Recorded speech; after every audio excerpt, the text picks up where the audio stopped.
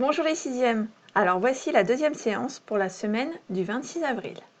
Donc c'est une séance où on va utiliser le cahier de leçons. Tu vas d'abord devoir imprimer le morceau de leçon que j'ai laissé sur le classeur pédagogique qui était aussi en fichier joint dans le travail à faire. Donc c'est une feuille à imprimer. Et ensuite nous allons la compléter ensemble. Alors je te montre à quoi ressemble la feuille. Voilà ce que tu dois avoir réussi à imprimer. Donc, on va parler du programme de construction, c'est-à-dire qu'il va falloir réaliser un programme de tracé pour la figure. On a déjà fait ça dans un chapitre de géométrie. Il va falloir écrire les phrases qui permettent de retracer le dessin. Donc, moi j'ai déjà complété sur une autre feuille en dessous. Donc je te remonte, voici le dessin que l'on va chercher à réaliser. Donc le plus important, ça va être de savoir par où commencer. C'est-à-dire que là, on a une figure avec beaucoup de tracés et nous avons quelques indications. Nous avons AC parallèle à HF et DB parallèle à GF. On n'a pas d'indication de mesure, mais là, on a un rectangle ABCD. Donc on va commencer par là. On va indiquer qu'il faut tracer un rectangle ABCD. Donc la première instruction que tu vas écrire sur les lignes, ça va être trace un rectangle ABCD. Puis, trace ses diagonales, elles se coupent en E. Donc voilà pour les premières instructions. Ensuite, on va devoir tracer les fameuses droites parallèles. Donc si je fais un petit point sur la situation, pour l'instant, je vais mettre de la couleur sur mon deuxième document. Toi tu ne l'as pas hein, le deuxième document, c'est moi pour te montrer. Pour l'instant, si on devait comprendre la situation, nous n'avons que ça. Donc, pour continuer à tracer, dans l'ordre, on ne va pas pouvoir faire cette droite ou celle-là, puisque ce sont des droites perpendiculaires à des droites qui n'existent pas encore. Donc, il va d'abord falloir tracer les deux autres droites. Et on voit bien qu'on peut les tracer puisqu'on a des informations. On peut tracer celle-ci, qui est une droite parallèle à celle-là. Et on peut également tracer celle-ci, qui est une droite parallèle à celle-là. Alors, je préfère t'avertir. Ici, nous faisons des rappels d'un autre chapitre qu'on a déjà fait. Ce que je vais te faire faire ne parle pas forcément de quadrilatère, mais ça nous permet de nous souvenir de quelque chose d'important qu'on a vu en géométrie. D'accord? Donc ne t'inquiète pas si ça te paraît difficile, mais c'est important qu'on revoie des choses plusieurs fois dans l'année pour que ça nous semble de plus en plus simple à force qu'on les revoit. Donc, pour tracer des droites parallèles, nous allons utiliser l'instruction. Donc toi, tu continues d'écrire. Trace la droite parallèle à AC, passant par B. En effet, c'est celle-ci. Et aussi, trace la droite parallèle à DB, passant par C. Et elle se coupe en F. Voilà, on a donné une instruction très claire sur ce qu'il fallait faire. Maintenant, il faudrait réussir à donner une instruction qui permettrait de terminer le dessin.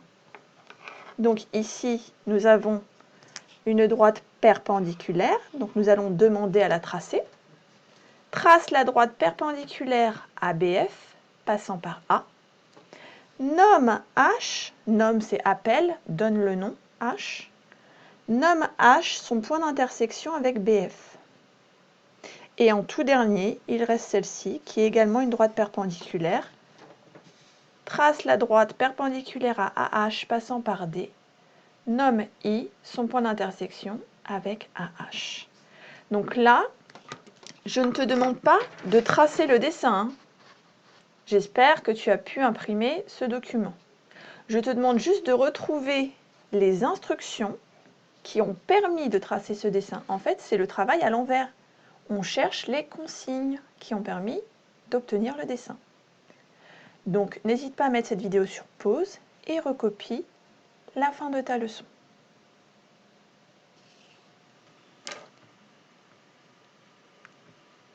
Voilà, maintenant pour le cahier de leçons, c'est bon. N'oublie pas, là j'ai été un petit peu plus exigeante, je t'ai fait faire des rappels de géométrie. Maintenant tu vas faire des exercices, mais dans les exercices, nous allons rester uniquement sur le thème des quadrilatères. Ce sera beaucoup plus facile. Donc, pour les exercices, soit tu as ton cahier d'exercices et tu l'ouvres à la page 84. Nous allons faire les exercices 2 et 3, page 84. Si jamais tu ne l'as pas, tu peux imprimer ou regarder les exercices, car je les ai mis dans le classeur pédagogique et en fichier joint. D'accord? Donc, je vais te montrer les deux exercices. Il y aura l'exercice 2. Alors, l'exercice 2, on te demande d'écrire un programme de construction. Et en fait, ici, je ne te demande pas d'utiliser les phrases avec les parallèles ou les perpendiculaires. Tu vas juste devoir dire « trace un rectangle nanana » avec un côté qui mesure tant et l'autre qui mesure tant. Trace un carré nanana. Donc forcément, à la place de nanana, il faut mettre 4 lettres. D'accord? Et donc, à force, tu vas guider la personne pour tracer. Alors, il y a une astuce pour à la fin savoir si tu as bien fait ton programme de construction. C'est quand tu auras écrit toutes les consignes, d'accord, ce qu'il faut tracer, tu vas essayer de le faire, puisque la question B, c'est reproduis cette figure. Et tu vas voir si en faisant dans le bon ordre ce que tu avais prévu, tu réussis à reconstruire le dessin. D'accord? Ce sont des exercices un peu compliqués. D'accord? Donc c'est normal si parfois tu hésites ou si tu fais quelques petites erreurs. Mais dès la 6e, c'est important de s'entraîner à faire ça. D'accord? Donc ne panique pas, c'est difficile, c'est sûr. Mais il faut qu'on commence à s'entraîner dès la 6e. Donc, il y aura également l'exercice 3, qui est beaucoup plus simple, puisque là, tu as juste à dire, alors selon la figure, je ne vais pas te dire les réponses, mais trace le carré de côté, tant de centimètres, ou trace le rectangle avec tel côté qui fait centimètres et tel côté qui fait centimètres. Donc en fait, ça va te paraître beaucoup plus simple que ce qu'on a écrit dans le cahier de leçons. Voilà. Donc, là, la séance est terminée. Je te rappelle qu'il y avait un morceau de leçon à imprimer, à compléter en regardant ce que je t'ai montré tout à l'heure, puis 2 exercices à faire. Alors, comme ils sont un peu difficiles, je me doute bien que tu vas peut-être faire des erreurs ou ne pas être sûr de toi. Donc, n'hésite pas à aller voir la correction que j'ai mis en fichier joint et également dans le classeur pédagogique. Et à corriger par toi-même, comme si tu étais en classe, que c'était affiché au tableau. Et ça y est, tu prends un stylo d'une autre couleur et tu corriges. Voilà. Donc là, la séance est terminée. Je te laisse regarder la vidéo suivante pour la 3e et dernière séance de la semaine. À tout de suite.